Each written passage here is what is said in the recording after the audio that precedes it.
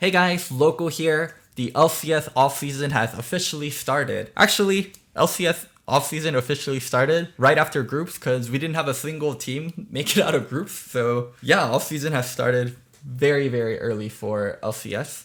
And these are some of the rumors. Do know these are rumors only. None of these are 100% confirmed. I will give my thoughts on these and I will actually sprinkle in some truth on rumors you guys can trust and rumors you guys shouldn't trust and kind of talk about the sources that it came from and how much viability and legitness these sources have. So without further ado, let's get started.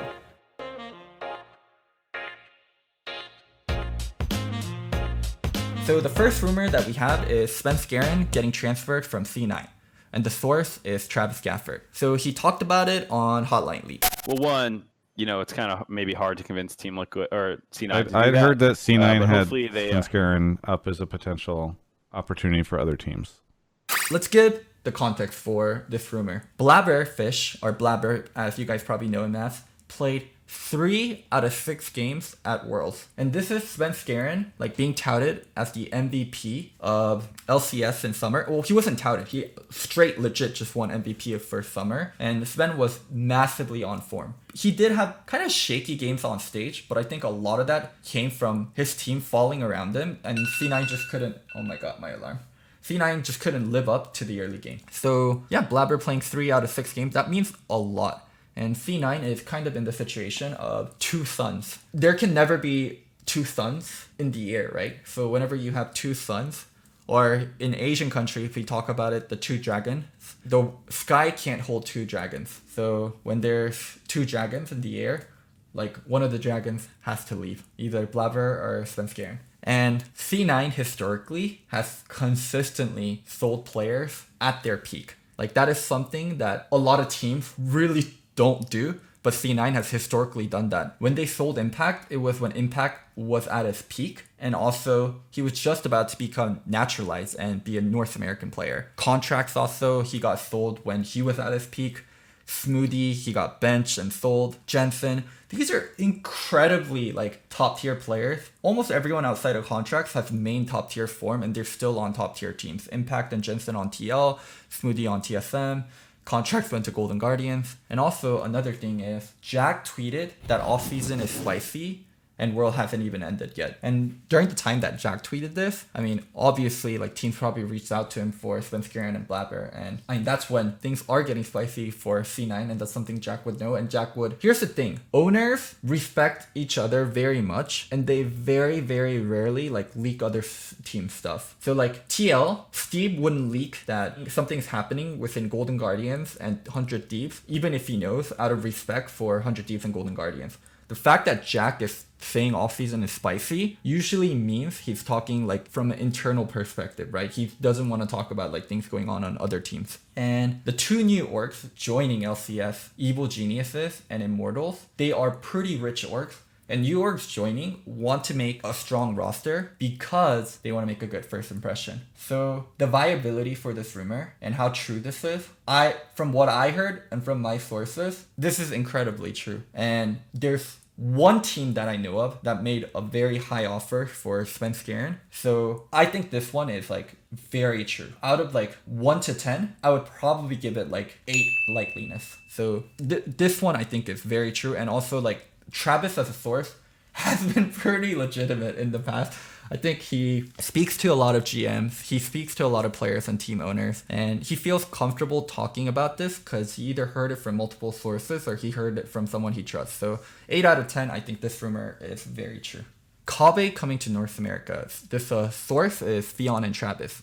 No, I have rumors on my own. Have you heard the Broxah rumor? No, I've heard that we might be seeing more European talent. Yeah, I heard that there were multiple there's potentially coming over. Yeah, it looks like Splice is breaking up a bit, so I wouldn't be surprised to see a European AD come over to NA.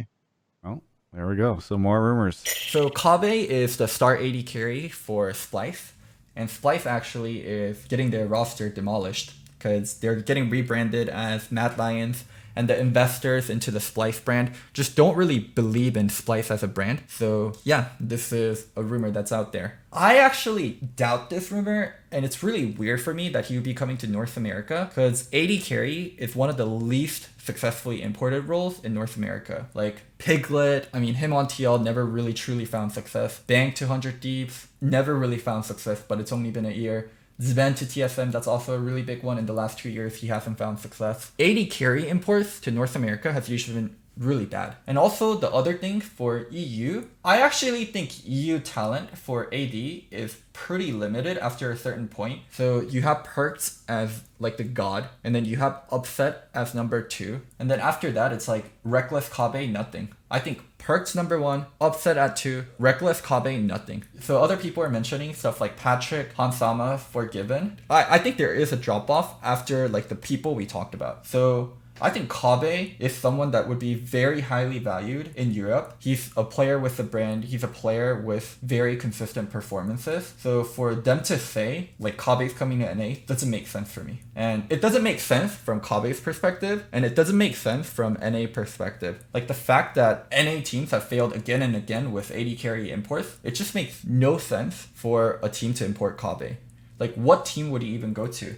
TSM, no. TL, Double Lift, C9, maybe C9. C9, if they get rid of Sneaky and like Svenskeren leaves and Blabber, then they have an open import slot. But C9 would have to pay Kabe a lot, or Kabe would have to take a pay cut. Why would Kabe do that? Like it just makes so much sense to stay in Europe instead. So C9 might be an option, but it doesn't seem very likely. And then beyond that, the new orgs coming in, EG and Immortals, it makes no sense for them to start their team off with an AD Carry import. I would much rather have like mid or top import. So yeah, I think this one, like even though the sources are okay in Fionn and Travis, this rumor doesn't make sense for me. So I'll give this rumor like 3 out of 10 likeliness. So I actually don't have any kind of like truthness about the rumor, but just the context of it does not make sense. That top tier European AD carry will be coming over to North America. Just the context of the rumor is really bad for me. Broxah to TL. This one is a very hot one, right? And it's one that people have been talking a lot about, and there's a lot of context around this rumor.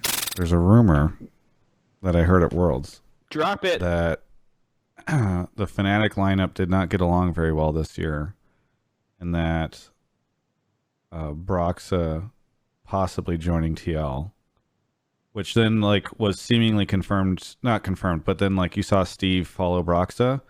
So, and I want to be clear, this is a rumor. I'm not reporting anything, but like this was talked about by multiple people at Worlds. So Xmithy's contract is ending in 2019, and Xmithy has been pointed as one of the weaker players in Team Liquid. I think the player that received the most blame is Jensen, and then after Jensen, it's been Xmithy. So the thing about Team Liquid is we all know paid by Steve Bean, and TL has a rich history of buying talent to upgrade every year since franchising has started. Even before franchising started, there's actually one that I should list that they paid a lot for. In 2017, they made Rainover the highest paid player in the entire league. So year after year after year, TL has spent a lot of money. 2017 Rainover, 2018 Double Lift, Impact, 2019 Core JJ, Jensen. They are the money team, and they are the team that's incredibly willing to spend. And Steve also followed Broxah on Twitter. So yeah,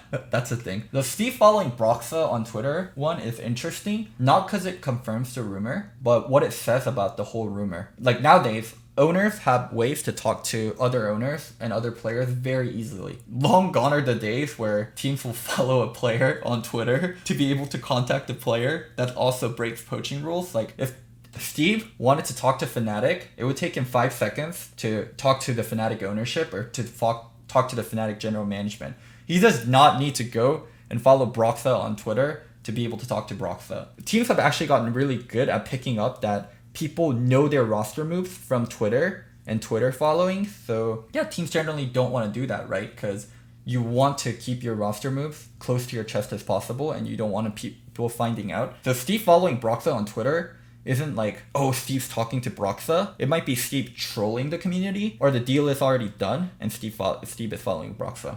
My kind of 2 cents on this rumor and how likely I think this rumor is extremely high. I think Fnatic been having internal problems and Broxah's been wanting to leave for a while. Why I think this rumor is really high is I also heard 2 things from like, this is like months ago. I heard that Steve was looking at European jungler about like a month and a half ago. Like it was like a rumor, I think like Veteran said, that TL is looking at European jungle. So that's been already like kind of a thing. And another thing is just like TL's history of spending. And what do all 5 of these names have in common? Rainover, Doublelift, Impact, CoreJJ, Jensen. What are all these names have in common? These are incredibly big names with previous proven success. And Broxah fits that bill. From the things I've heard in the past leading up to this rumor actually being a thing, so this has been in the works for a while, and TL's purchasing history makes me think this rumor is extremely high. I'm also going to give this rumor 8 out of 10. 8 out of 10 truthfulness. All right. Now here we get to like the Korean community rumors regarding Korean players coming over to LCS. So I'll give context on where these rumors are coming from and kind of the likeliness of it. Naehan from Kingzone X received an offer for 170k for an LCS starting team. And this is from Kingzone X DC Gallery. It's a popular Korean community site for rumors and team discussion. So how you can kind of get cred and like respect within this community is if you leak things before and there's legitimacy to it, then people will actually take your rumors as like, oh man, this is a thing. Oh man, like this might actually happen. Like if you previously leaked things before, so you can become a trusted source. For me, this makes no sense. Like North American teams, if you're offering Naehan 170k, this is making him one of the worst paid mids. And why? Like he's not a big name. He's like an okay talent that played like a filler role, and you're offering him such little salary where it doesn't really make sense for him. And it doesn't really make sense for the team. Whichever team that is doing this is like a budget team. So maybe it's like FlyQuest. Like maybe that's something that's possible, right? Like FlyQuest is like a budget team. Like they're not looking to be extremely competitive. Like they're looking to have like a decent spending and get okay results. So like FlyQuest could be like one of these teams. What other teams are like a budget team in North America? In North America, we don't have a lot of budget teams. CLG, no. From what I heard, how CLG spent, they aren't a budget team. GGS, Froggen's your franchise player. Who is GGS without Froggen? It doesn't really make sense for me. Like for GGS, it's been Froggen's team, and they also had Poncer on their payroll, who's also a pretty like decently paid player. It would make no sense to like go budget for Froggen or go budget for Naehan while you also have Poncer on the roster. So the only team that really makes sense for me for this is FlyQuest. What do I think about the likeliness of this rumor? So I think it was Mark Z or Travis who said FlyQuest is looking for an import mid. So there are some likeliness for this rumor. But here's my thing. I'm sure there was an offer made to Naehan for 170k, but this just seems stupid.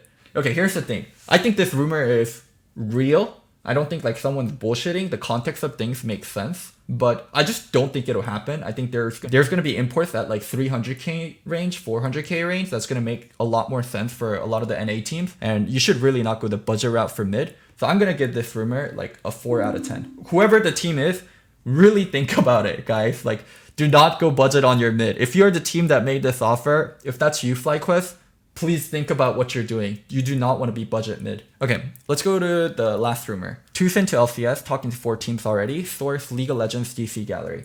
I explained to you guys what DC Gallery is, and let me tell you guys what I think the legitness and the likeliness for this rumor is. 2cent is probably one of the best supports in LCK. 2cent and Def carried the hell out of Kingzone Dragon X, and they were the only team that was like so bottom oriented and still had that kind of success. So this is a really interesting rumor, and there is a little bit of context that I can give to this. So 2cent is very, very open to coming to North America, and he has been talking with North American teams in the past. And one thing I can confirm is when I was on Goldcoin United, before we picked up Madlife, one of the players that we were talking to, and we talked salary, we talked about like living situation, we talked about picking up other Koreans with him, and like he also talked to Phoenix, who was on my team at the time.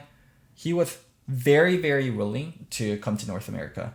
And we even talked, we talked salary numbers and we talked everything. So He's been a player that's been dipping his toe every single year almost to come to North America. Yeah, I think this is pretty legit as a rumor. Support imports are a little off for me. Like, there's been very successful support imports and there's been very unsuccessful. We can actually add that for context. Up. Lust Boy. Core JJ. We can talk about the downs. Mitty. Yellow Star.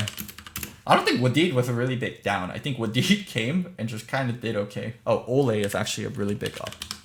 So support imports can go one way or the other. Like, there isn't like a thing on it's bad to get a support or it's good to get a support. Here's the thing though. Regarding all these supports, Lustboy, Core JJ, Ole. Ole is actually a little bit different, but Lustboy and Core JJ, they changed the macro of the team when they joined. And they had like a huge voice. Lustboy was a huge voice within TSM and how we played the game. And he was a big shot caller. Core JJ is a huge voice within Team Liquid and like how Team Liquid operates as a team. So for Tucson to come over and be successful, he has to have a huge voice. And I hope they're matching him with a Korean solo laner and a Korean coach. If Tucson is not matched up with a Korean solo laner and a Korean coach, I think this roster move will ultimately fail. Where could Tucson go? TL. In the case Core JJ leaves, sure, but I don't think Core JJ would leave. That doesn't really make sense. 100 Thieves. 100 Thieves has two really big imports already. Someday and Bang. It'd be really weird for them to drop either for Tucson in my opinion. I think some of the newer teams actually, this might be... So there's something called like a big splash signing. It's when you get like a player early in offseason to really start your offseason and you pay this player like a premium to kind of tell the other players that want to join, hey, you should come